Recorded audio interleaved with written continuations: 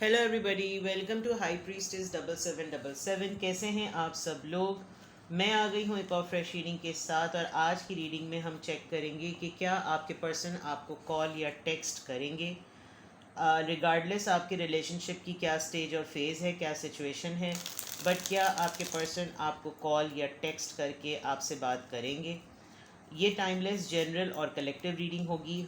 हो सकता है नो कांटेक्ट वाले या लेस टू नो कांटेक्ट या रेगुलर जो लोग बातचीत भी कर रहे हैं उनके लिए भी रीडिंग हो सकती है। ये कोई रिस्ट्रिक्टेड नहीं है, इट्स जस्ट अबाउट आपके रिलेशनशिप में क्या स्टेज और फेज़ रही है। बस ये चेक करना है कि क्या आपके पर्सन आपको कॉल या टेक्स्ट करेंगे या नहीं। ये टाइमलेस, जनरल और कलेक्टिव रीडिंग होगी। जब कभी भी आपकी नज़र से गुजरेगी आपका उस वक्त का मैसेज होगा। मैसेज वही लीजिएगा जो लगे आपको अपनी सिचुएशन से मैच करता हुआ। टैरो में ये मैसेजेस आए हैं, सब अपने ऊपर इम्पोज मत कीजिएगा और इनकी बेसिस पर कोई फ़ाइनल डिसीजन भी मत बनाइएगा। हमेशा अपनी प्राइवेट रीडिंग लें, मुझसे लें या किसी और से लें, और जब आपको तसल्ली हो जाए कि आपने तमाम इन्फॉर्मेशन गैदर कर ली तभी आप किसी कंक्लूजन पर पहुंचिएगा, ठीक है।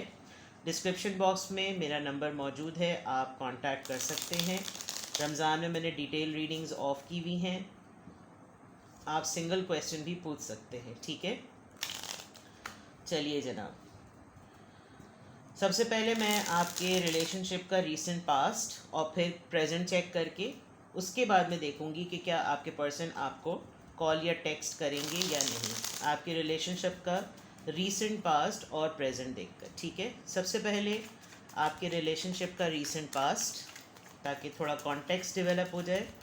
आपके रिलेशनशिप का रीसेंट पास्ट अभी क्या है?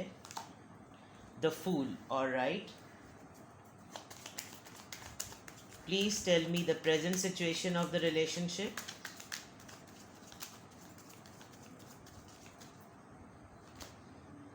Judgement, all right. इन दो कार्ड से अगर देखा जाए तो आपकी रिलेशनशिप में एक रिवाइवल नज़र आ रहा है।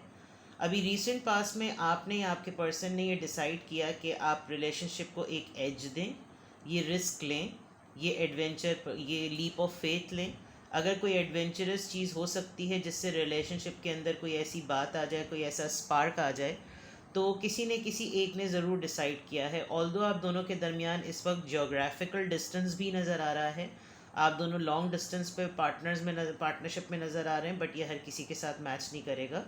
Take how it resonates, but distance नज़र आ रहा है बिकॉज बोट है, पानी है और पहाड़ी इलाका है। तो इट लुक्स लाइक कि आपके पर्सन जो हैं या आप कहीं ऐसी जगह पर रहते हों। लेकिन लीप ऑफ फेथ लेने की बात अभी रीसेंट पास में हुई है, क्योंकि fine, let's start from scratch and let's do it again, ठीक है। And with the judgment card it looks like कि जैसे आप ने अपने इस रिलेशनशिप की बागदौड़ अपने हाथ में संभाल ली और आपको लगा कि अब ये जो भी डिसीजन का कुदरत देगी या जो भी फ़ैसला होगा वो अब मेरे भी मुताबिक होगा। ये खाली ऐसा नहीं होगा कि सिर्फ मैं ही सब कुछ सुनूं। आप जो हैं वो तैयार हैं और आप काफ़ी डिटर्मिन्ड नज़र आ रहे हैं, काफ़ी कॉन्फिडेंट नज़र आ रहे हैं, गो विद द फ्लो में नज़र आ रहे हैं। और अभी प्रेजेंट मोमेंट में ऐसा लग रहा है कि अब एक फ़ियर ख़त्म हुआ है और अब आप एक ऐसी एनर्जी में हैं कि देखते हैं जो भी होगा, अगर फ्रेश स्टार्ट भी होगा तो देखेंगे कि वो किस तरह का होगा, सामने वाला किस कॉन्टेक्स्ट में आएगा ये भी देखा जाएगा। तो you are ready, you are prepared. With the judgment card आपको लग रहा है कि ये मेरे हक़ में होनी चाहिए बात, यूनिवर्स मेरे साथ खुद फेयर करना चाहती है, तो मैं भी अपने साथ फेयर करवाने के लिए फुल फ्लेज रेडी हूँ, ठीक है। अब देखते हैं कि क्या आपके पर्सन का कॉल और टेक्स्ट आएगा। लेट्स सी क्या सिनेरियो है, please reveal. Two of cups, Cancer Scorpio Pisces. Page of cups, Cancer Scorpio Pisces. Knight of cups, Cancer Scorpio पाइसीस।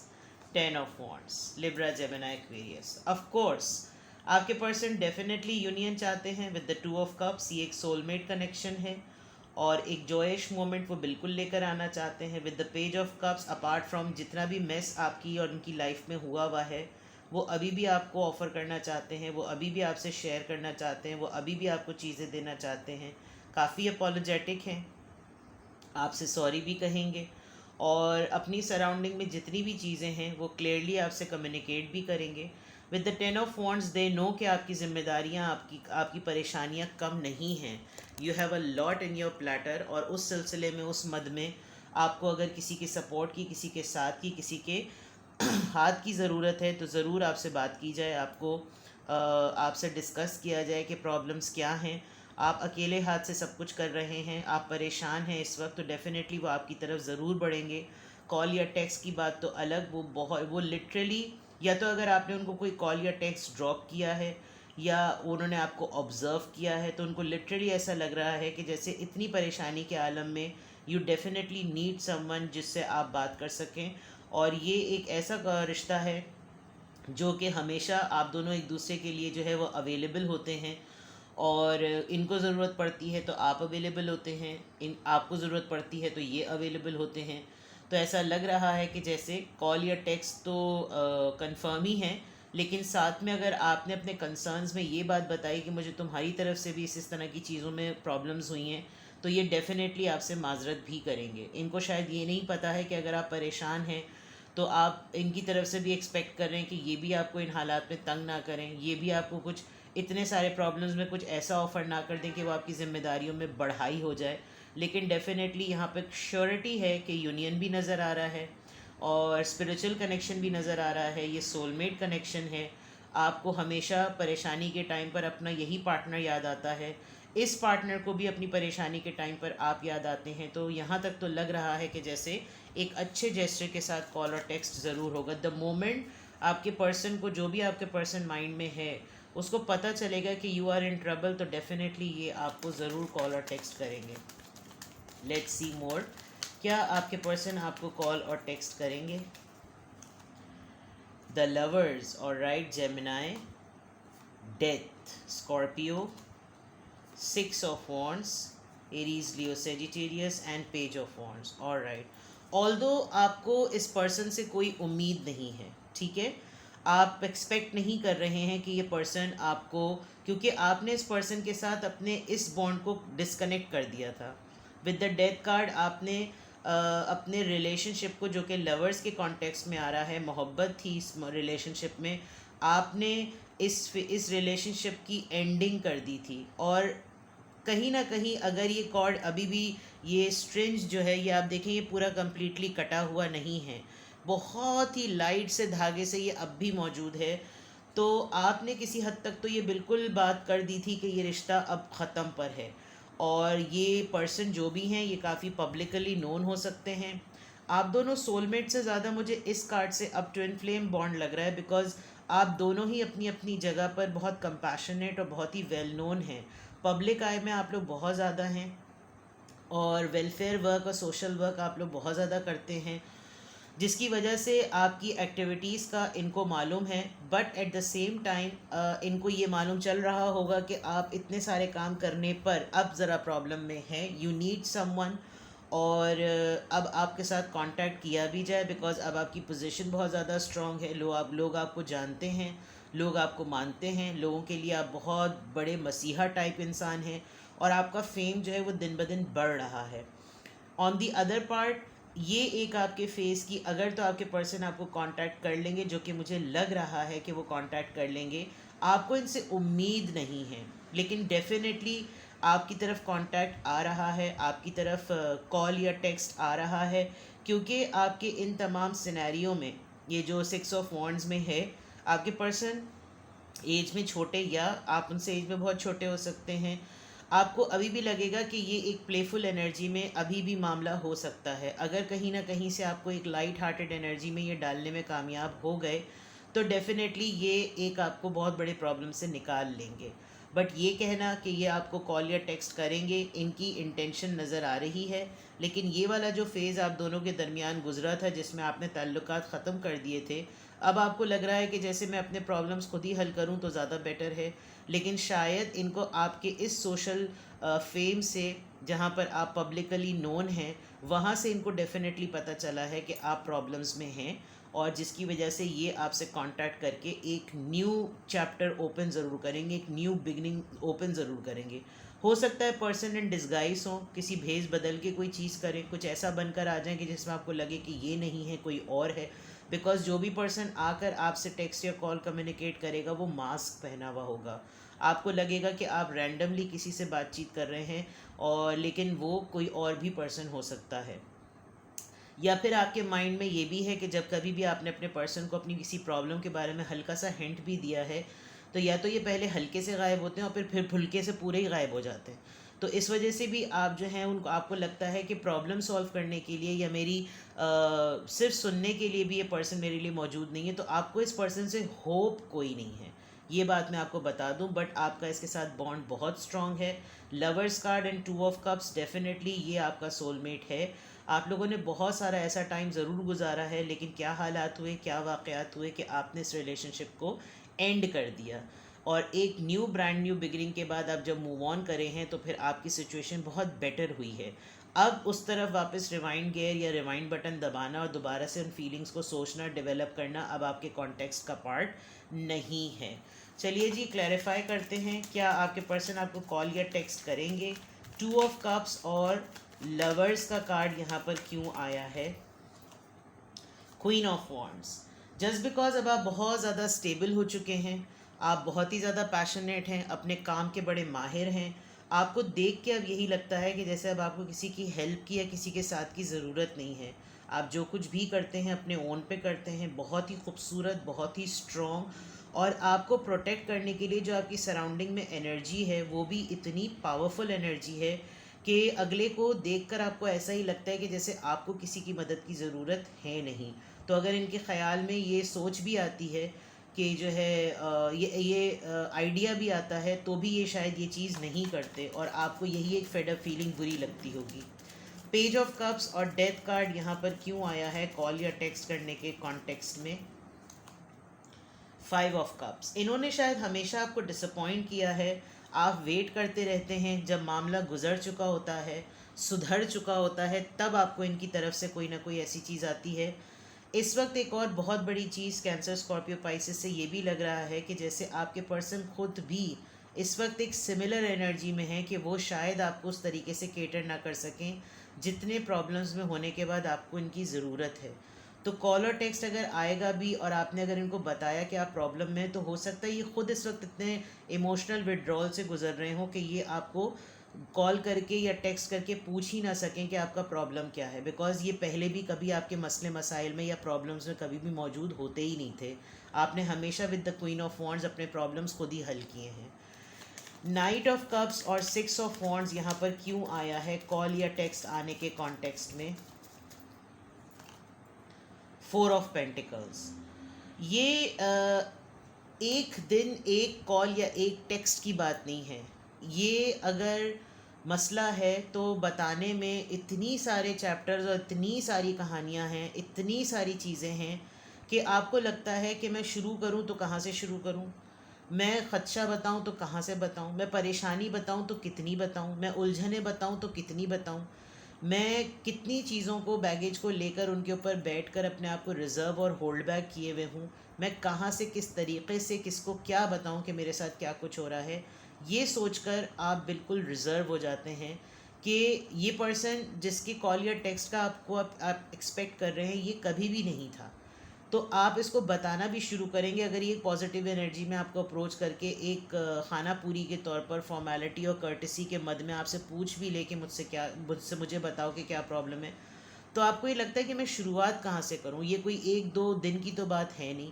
बैठ के इतना टाइम स्पेंड करो कि मैं तुम्हें बता सकूँ कि मेरे साथ कितने मसाइल हुए, कितने मसाइल से मैं गुज़रा हूँ या गुज़री हूँ।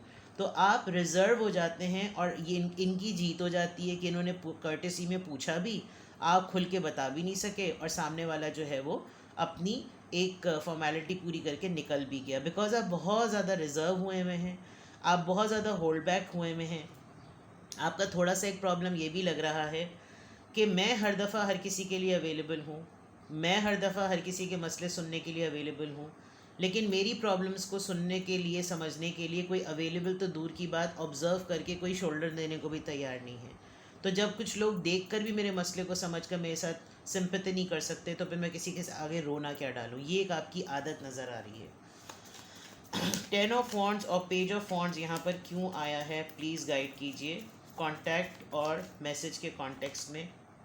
द स्टार कार्ड, आपको देखकर टॉरस एनर्जी है यहाँ पर, ये एक्वेरियस, सॉरी, आपको देखकर ना लोग कहते होंगे ये तो खुद इतने स्ट्रॉन्ग हैं, जैसे क्वीन ऑफ वॉन्ड्स हैं, ये तो खुद इतने बड़े सेलिब्रिटी हैं, इनका तो खुद इतना नाम है, ये तो खुद लोगों को डील कर रहे हैं, इनको क्या प्रॉब्लम होगी, इनको क्या कॉल और टेक्स्ट की ज़रूरत है। आपके पर्सन एक तो आपको अपने आप से बहुत वे बेटर समझते हैं, आपके पर्सन को लगता है कि आप में और उनमें सोच के मयार के मुताबिक बहुत डिफरेंस है, और आपको उनके साथ कॉल या टेक्स्ट पर डिस्कशन करने के बाद किसी मसले पर पहुंचने की ज़रूरत ही नहीं है, because you are such mature enough कि आप अपने मसले को खुद ही सॉर्ट आउट कर सकते हैं। And with the star card you are doing very good, लेकिन फिर भी भाई सब कुछ गुड करने के बावजूद भी लोगों को ज़रूरत होती है। तो कॉल या टेक्स्ट आएगा या नहीं आएगा, आपके पर्सन फॉर श्योर आपसे बात तो करना चाहते हैं, लेकिन अगर उन्होंने कॉल या टेक्स्ट किया तो प्रॉब्लम ये होगी कि आप उनसे क्या कहेंगे, ये भी एक बहुत बड़ा मसला है। बिकॉज मुझे आपके कार्ड्स देखकर ऐसा लग रहा है कि आपको बहुत मुश्किल और बहुत ही डिफ़िकल्टी होती है किसी को ये समझाते हुए कि आप किसी मसले से गुज़र रहे हैं। आपके हर जगह पर कार्ड्स आपके अपने मद में इतने स्टेबलाइज्ड कार्ड हैं कि आप अपना प्रॉब्लम किसी को एक तो बताते नहीं हैं, और फिर अगला आपसे कर्टेसी में कुछ पूछे नहीं तो आप नाराज़ भी हो जाते हैं। तो ये चीज़ बिल्कुल क्लियर है। विद द स्टार कार्ड ये जो जिम्मेदारियां हैं आप हमेशा से खुद ही डील करते हुए स्टार बने हैं। आप कम उम्र होने के बावजूद, इमेच्योर होने के बावजूद, जो भी हालात रहे जिस पे आपने अपनी जिम्मेदारियों को संभाला, बहुत यंग एज में संभाला, उसके बावजूद आप ऐसे हो गए, तो फिर आपके पर्सन को लगता है कि यार मैं कौन सा बात करके शहीदों में उंगली कटवा कर अपना नाम लिखवाऊँ।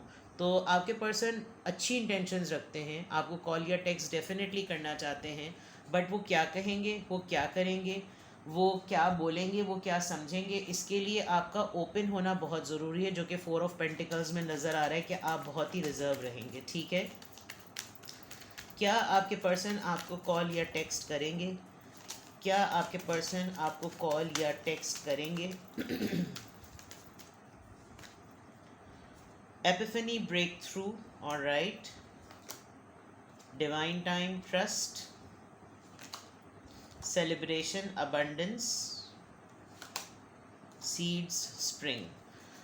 देखें, एक बात तो मैं आपको बता दूं, सेबोटाज, ऑलराइट, गिल्ट और सेबोटाज, एक तो इनके प्रॉब्लम्स हैं, इनका अपना ही आपा संभलता नहीं है, रिजेक्शन और लॉस। इनको ये फियर है कि अगर इन्होंने आपको कांटेक्ट किया तो आप इनकी कॉल को, इनके टेक्स्ट को रिजेक्ट कर देंगे, क्योंकि बहुत सारी दफ़ाओं में इन्होंने यही हरकत की है, और ये ख़ुद इस वक्त बहुत बड़े प्रॉब्लम से गुज़र रहे हैं।